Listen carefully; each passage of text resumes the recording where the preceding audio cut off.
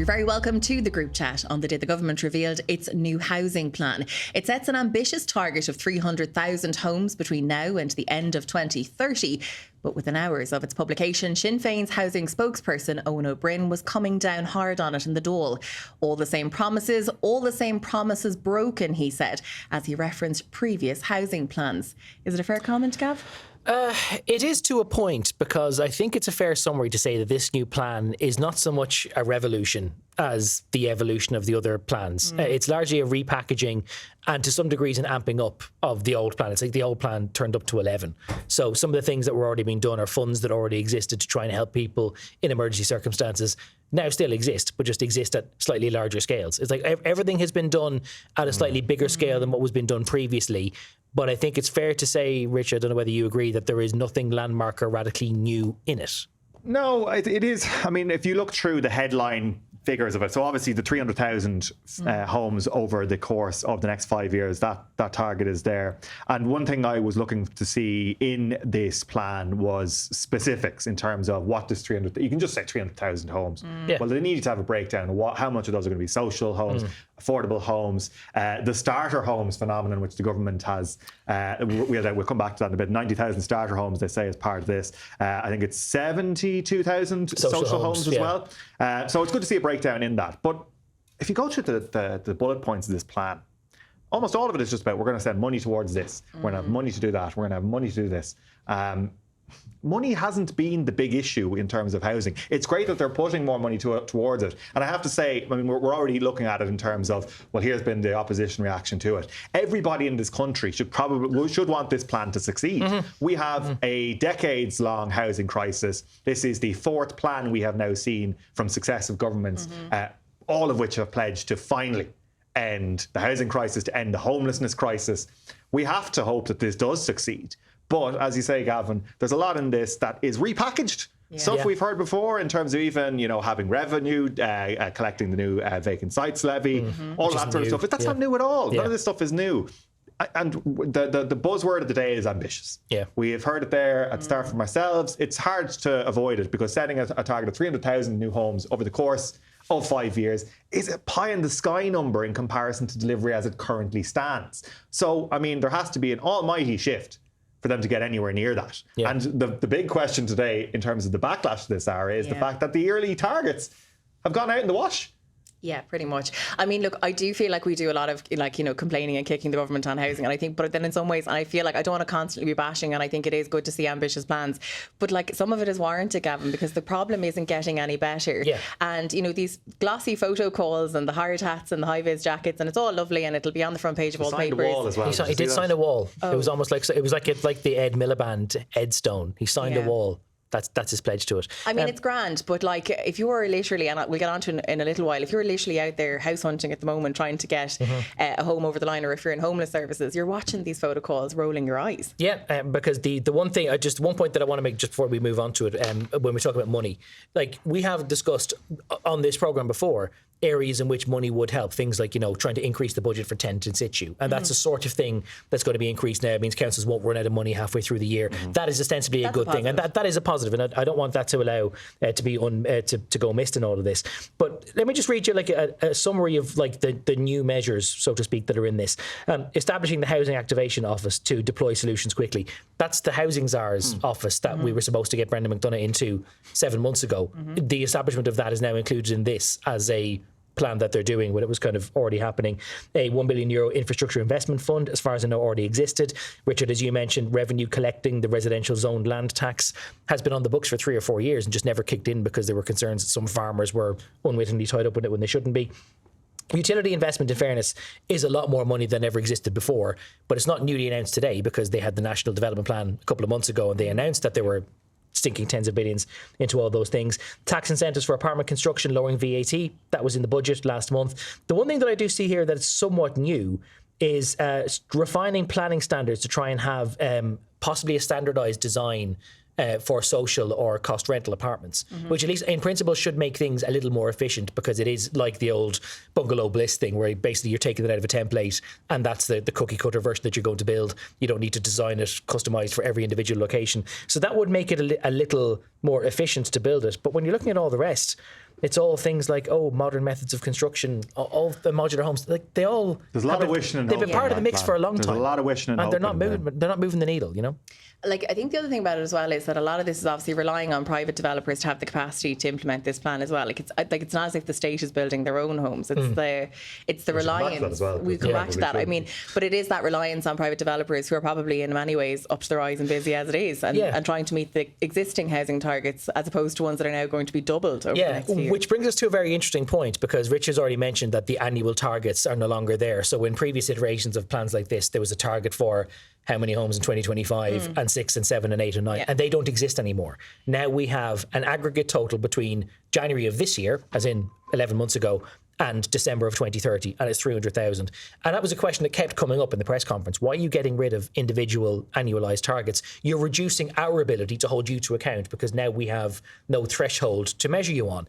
And the response that kept coming back from Micheál Martin and James Brown is, you can't hold the government responsible for private sector delivery.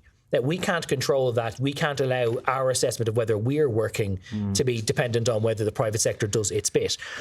And that would be true were it not for the fact that the government is also seeking credit for investing tens of billions in the infrastructure that enables private building. So they can't on one hand say, aren't we great because we're spending 20 or 30 billion euro on water and energy infrastructure that wasn't there before, and that's going to get housing delivered. And on the other hand say, well, annual targets are a nonsense because you'd be holding us responsible for other people's delivery. Other people's delivery is your responsibility. And the idea that they've taken out the annual benchmarks that we can say whether this is on track or not, to me, just doesn't hold any water at all. What do you make of it? Yeah, I mean, I get that. I mean, overall, I think there's a lot of people out there, because we talk about delivery of homes. There's very little in this on the issue of rent, for example. We had figures this week about rents now being 2/3 higher than the Celtic Tiger peak. The availability of homes is half what it was pre-COVID, for example. There's very little in this in terms of the rental crisis, which is affecting people, and like the people who would be looking for these quote unquote these starter homes or the affordable homes, which will be, as we saw in Dublin 7 this week, 56,000 euros is what you should be earning. You need to be earning to access these affordable homes, when the average rent or the average wage for people in Dublin is between 49 and 53,000 euros. So best of luck accessing that. The messaging I do find, and I don't want to be bogged down in messaging and communication on this when we do have to look at the meat and bones of this. But James Brown, over the course of this week, came out there with his message to people who are aspiring homeowners, and his message was hang in there. Hang in there. At this point in time, we are 10 years again in a housing crisis. It reminds me of that the sign in The Simpsons, the poster on the wall that Marge looks up to and the cats hang on to the washing line. Hang in there. And the poster's how many years old? Yeah, the poster's made in the 1960s. Yeah. But it's a tone deaf message. If you want to get people on side in this, you can't just set targets and say, 300,000 within 5 years and just hang in there till we get there. And we're not going to tell you how we're doing every year in the meantime. Yeah. It just doesn't, it's really, really hard to win people over. This is a government which is already finding itself in the opinion polls sliding. They have a trust deficit with the public at this point in time. We saw that as well in the presidential election. People are going to need a lot more convincing than what has been reeled out today by the government. Completely. The other thing I would say to you about the hang in there message, like I was speaking to a first time buyer yesterday who's 46 and she's been trying to buy for the last year and she's been mortgage approved, and like her point is that like when you're 46 and you've got your first time mortgage, you've got a 20-year mortgage, so your repayments are higher. You're not getting a 30-year mortgage. So it's fine to say hang in there, but the reality is that the older you get and you're becoming a first-time buyer, your mortgage repayments are going to be higher. And I think that's something that's not spoken about enough, is that the longer you leave it, the more expensive that finance is going to be to pay it back. Like, it's a very understated part of the thing that people who meet a partner later in life or can only afford to go house shopping later in life have so little scope to buy because their earning window is so short that the mortgage becomes almost prohibitive. Like I used to know a couple that got together in their late 40s, around 50, and they had to emigrate because there just wasn't an option in Ireland to afford anything with an affordable mortgage. It just completely wasn't a runner at all, despite their good wages. I want to play a clip for you. I was at an open house viewing last night on the north side of Cork City in Ballyvlan. This new development, lovely new development, and I met a couple at Cullum and Wen. They've been looking for 12 months now for a house. They've been previously bidding on second-hand homes being outbid at every turn. They're hoping that the new home market, which obviously is a set price, might be an option for them, but they're still not entirely sure if it'll be in budget. Let's just take a listen to what they told us last night. Yeah, it's difficult. Difficult, yeah. Even for two people's salary together, it's still going to be very hard. Yeah, we'd be putting in bids and then like the bids just go up mad. Like, so it's just, it's just fairly fast. They go out of budget fairly quickly. Yeah. Do you feel like you're putting your life on hold while you wait for this house to come through for you? Kind of, yeah, because we want to have a family, but we need to have a house to have a family. So it would be nice to have 3 bedroom, have enough space, and then have a driveway and garden for the kids, and a green area if it's possible. So we're holding for that until we have a house first. Richard just said, was there no heating on? It is an A-rated home, but it was a show house. There was no heating on, so I have a scarf on in that clip. But the auctioneer that's selling those houses, he's the director of new homes for Sherry Fitzgerald in Cork. And like he was telling us that there's huge demand. Like what he's seeing is 4 inquiries for every one property. So that gives you kind of an idea. Now, he's clear in saying that inquiries can be very early stages. People are at various different points in the buying process. But his point is actually that he works very closely with developers. The building part is the quick part. It's everything else before it. Let's take a listen.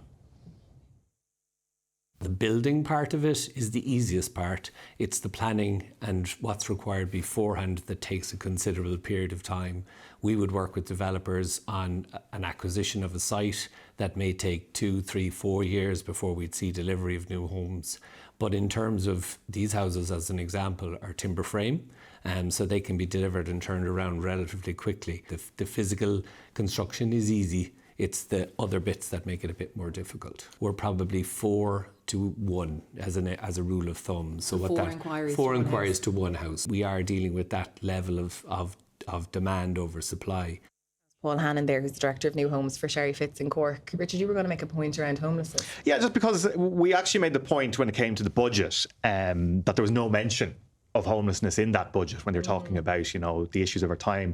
Today you hear the ministers, as they have their hard hats on in their press conference, and talking about, we're going to, you know, for once and for all, we're going to tackle the housing crisis, we're going to tackle the homeless crisis. And the same old sound bites around one child in homelessness is one child too many. We have heard that repeatedly now for over a decade. I don't doubt the earnestness of James Brown or anybody who says that. I actually find James Brown very earnest. I think he deeply cares about the housing crisis. I just don't know if this has the ambition to do it. Just in terms of, we talked about all the money which has been thrown around in this. So there's 100 million euros in funding to buy second-hand properties to support families exiting homeless emergency accommodation.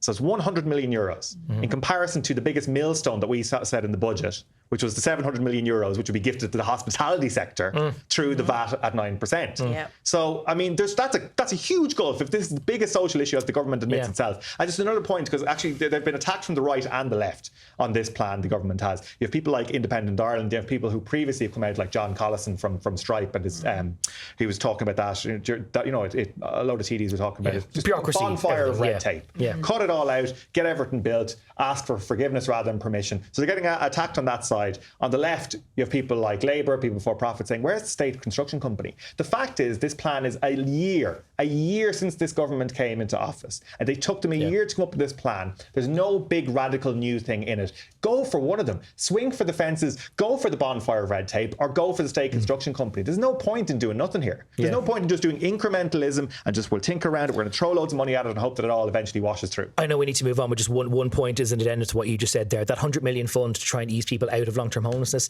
that's buying second-hand properties, which are properties a lot of other people like Colin and Wen might be looking for. So this just goes to prove how difficult it's going to be unless there is some radical delivery of housing that isn't already there, because you're now going to have the state spending even more money competing against buyers for the same homes that they're all looking for in the end. It sounds like robbing Peter to pay Paul, essentially. Just a little. Yeah.